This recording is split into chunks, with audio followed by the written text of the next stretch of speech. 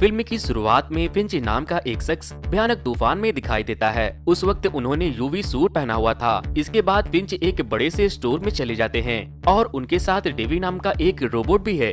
Finch जब उस store के अंदर जाता है तो देखता है कि उस स्टोर में कई लाशें भी है। बाद में उसका रोबोट वहां आसपास पड़े जरूरत की चीजों को लेने लगता है। फिंच भी वहां से अपने और अपने कुत्ते के लिए खाना लेता है और फिर इसके बाद फिंच अपनी वैन में बैठकर वहां से दूर चला जाता है। अब पूरे शहर का नजारा दिखाया जाता है जहां सब कुछ नष्ट हो गया था और उस जगह की हालत सबसे खराब थी क्योंकि पृथ्वी के ओजोन लेयर के नष्ट होने के कारण टेम्परेचर बहुत बढ़ गया था और अल्ट्रा वायलेट रे के कारण लोग अपने घरों से बाहर नहीं निकल सकते थे, जिस वजह से कुछ लोगों को छोड़कर सभी लोगों का अंत हो गया था। इसके बाद फिंच एक नक्शा देखता है जहां उसे पता चलता है कि उसने हर जगह से खाना खा लिया है। इसके बावजूद वो खाने पीने की चीजों की तलाश में आगे बढ़ता है। उस शहर में तूफान आने वाला होता है जिस वजह से वो शहर छोड़कर निकल जाते हैं। जब फिंच अपनी कार को एक जगह रोकता है तो तूफान वहां भी आ जाता है। फिर फिंच और उसका रोबोट डेवी किसी तरह आगे बढ़ते हैं। बाद में फिंच डेवी को एक लैब में ले जाता है जहां वो खुद को और डेवी को साफ करता है। फिंच गंभीर रूप से बीमार था क्योंकि वो ट्यूबरक्लोसिस नाम की एक बीमारी से पीड़ित है जो उसके लंग्स को काफी नुकसान पहुंचा रहा है। फिंच अपने कुत्ते से मिलता है, वो एक दूसरे के काफी करीब थे। फिंच अपने कुत्ते को खाना खिलाता है जिस खाने को वो दुकान से लेकर आया था। दोस्तों, इस वीडियो को लाइक और चैनल को सब्सक्राइब करने में उतना वक्त नहीं लगता जितना मुझे ये वीडियो को बनाने में लगता है, तो आप इस वीडियो को लाइक करके मेरे चैनल को जरूर से सब्सक्राइब कर दे। इसके बाद जब फिंच खाना खा लेता है तो उसे पता चलता है कि उसके पास खाने के लिए बहुत कम खाना बचा है। फिंच एक रोबोट बना रहा है। इसके बाद फिंच रात में एक किताब पढ़ता है, तब उसे पता चलता है कि रेडिएशन अपने आखिरी लेवल पर पहुंच गया है। फिंच अपने कुत्ते को देखकर बहुत उदास हो जाता है। वो सोचता है कि मेरे मरने के बाद इसका क्या होगा। जब वो रोबोट का निर्माण करता है तो उसे कैमरे की जरूरत होती है। फिर वो डेवी के कैमरे को उस नए रोबोट में फिट कर देता है। फिंच अब उस नए रोबोट की जांच करता है तो वो बहुत खुश होता है। वो अपने कुत्ते से कहता है, तुम्हें अपना नया दोस्त मिलने वाला है। इसके अलावा फिंच उसे बोलना सिखाता है। फिंच उसे पूछता है, मुझे अपने बारे में कुछ बताओ। इस पर रोबोट जवाब देता है, रोबोट इंसानों को नुकसान नहीं पहुँचाते, वो इंसानों का ख्याल रखते हैं। फिर वो रोबोट फिंच से कहता है, मुझे इस तरह से डिजाइन किया गया है कि मैं इंसानों। फिंच उसे कहता है, मेरा कुत्ता मेरे लिए मेरी जान से बढ़कर है। मेरे मर जाने के बाद तुम्हें इसका ख्याल रखना होगा। अब फिंच देखता है कि बाहर तूफान आ रहा है। इसके बाद जब फिंच रोबोट के पास आता है तो रोबोट उसे कहता है कि एक भयानक तूफान आने वाला है और वो तूफान 24 घंटे के अंदर हमारे पास आ जाएगा और हम इससे नहीं बच पाएंगे क्योंकि ये तूफान 40 दिनों तक जारी रहेगा। ये सुनकर फिंच समझ जाता है कि उन्हें ये जगह छोड़ना होगा, लेकिन यहाँ उसका काम अभी भी अधूरा था क्योंकि उसे रोबोट की पूरी बॉडी बनानी थी। इसके बाद वो सैन फ्रांसिस्को जाने की सोचता है। वहीं फिंच की मुंह से खून बहने लगता है, जिसके बाद फिंच बहुत उदास हो जाता है। इसके बाद फिंच उस रोबोट की पूरी बॉडी भी बना लेता है। फिंच उस जगह को छोड़ने के लिए सामान पैक करना शुरू करता है और रोबोट ऊपरी मंजिल पर चलने और दौड़ने की कोशिश कर रहा है। फिंच डेवी को पूरा सामान पैक करने के बाद साथ चलने के लिए कहता है, लेकिन डेवी के पास कोई कैमरा नहीं है इसलिए वो देख नहीं पाता। इसके बाद फिंच एक सीसीटीवी कैमरे से एक कैमरा लेता है और वो उसे डेवी में फिट कर देता है। अब फिंच उस जगह को छोड़ने के लिए पूरी तरह से तैयार है।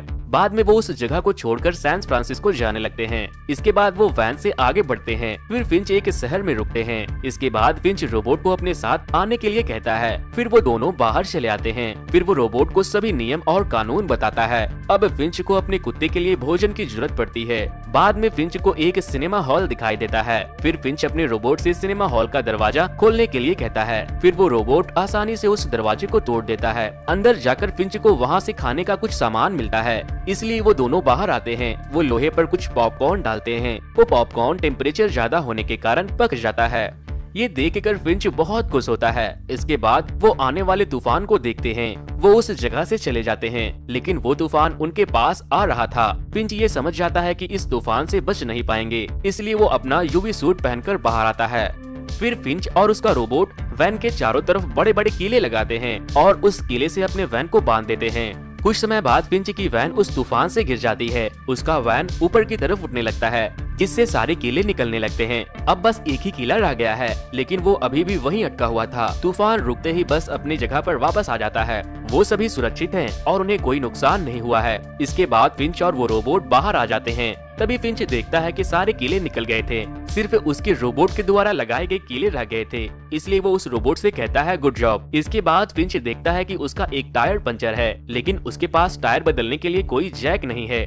फिंच अपने रोबोट से कहता है कि हम जैक के बिना टायर ठीक नहीं कर सकते। फिर वो रोबोट उस वैन को उठा लेता है, जिसके बाद फिंच उस टायर को ठीक कर देता है। अब फिंच रोबोट की खूब तारीफ करते हुए उससे कहता है कि तुम अच्छे जैक हो सकते हो और कहता है कि आज से तुम्हारा नाम जैक है। अब रोबोट कहता है कि नहीं, मैं अपना नाम विलियम शेक्सपियर रखना चाहता हूँ। फिंच कहता है नहीं, ये एक लंबा नाम है। बाद में वो उस रोबोट का नाम जेफ रख देता है। फिर जेफ वैन के आगे की सीट पर फिंच के साथ बैठता है। इसके बाद वो दोनों गोल्डन ब्रिज की ओर बढ़ने लगते हैं। इसके बाद रास्ते में फिंच एक रेस्टोरेंट के पास रुक जाता है, जहाँ फिंच अपने कुत्ते को जेफ के पास छोड़कर बाहर जाता है।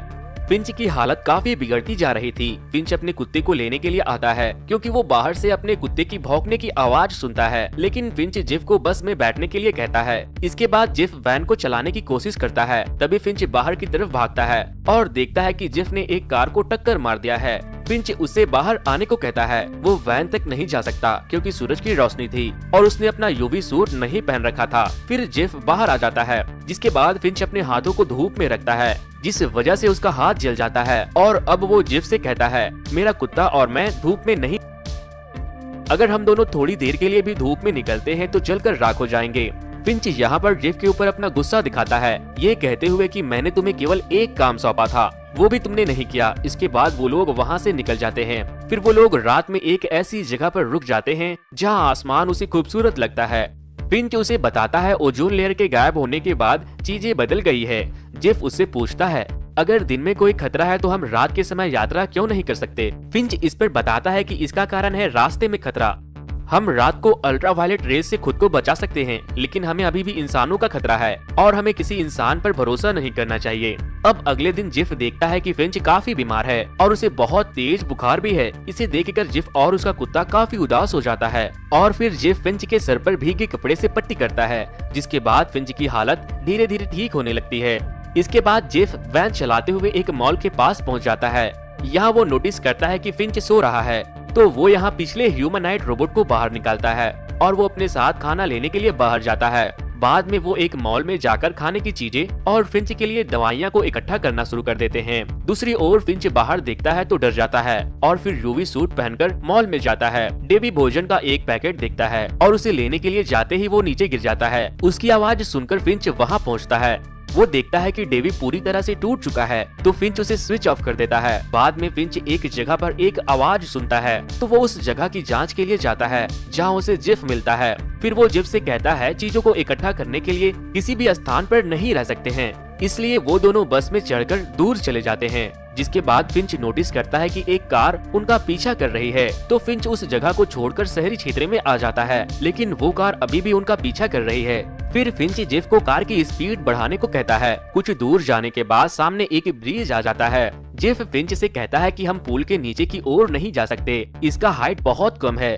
लेकिन फिंच डर के मारे जेफ को आगे चलने को कहता है, जिस वजह से वैन का ऊपरी हिस्सा पूरी तरह से टूटकर फंस जाता है। फिर जेफ वैन से उतर जाता है और ये वैन को धक्का देकर पुल के नीचे की तरफ ले आते हैं। वो वास्तव में यहाँ छिपने के लिए आए थे। तभी दूसरी कार भी वहाँ ब्रिज के ऊपर आ जाती है, लेकिन फिंच की वैन उसे कहीं दिखाई नहीं देता और वो वहाँ से चला जाता है। फिर फिंच जेफ को एक कहानी बताता है, जिसमें कुछ समय पहले ही ओजोन लेयर फटने लगी थी। लोग शुरू में सोचते थे कि सब ठीक हो जाएगा, तो वो छुप छुप कर घर में रहने लगे। लेकिन उनमें से ऐसे लोग भी थे जिन्हें पता था कि कुछ भी ठीक नहीं होने वाला है, इसलिए वो लोग समझदारी से चीजों को इकट्ठा करने लगे। उनमें से मैं भी एक था। फिंच बताता है कि जब मैं एक सुपरमार्केट से सामान इकट्ठा कर रहा था, मुझे वहाँ एक छोटी लड़की मिली थी। उस लड़की की माँ ने उसे बंदूक थमा दी थी और उसने उसे कहा था कि जो भी दिखे उसे गोली मार देना।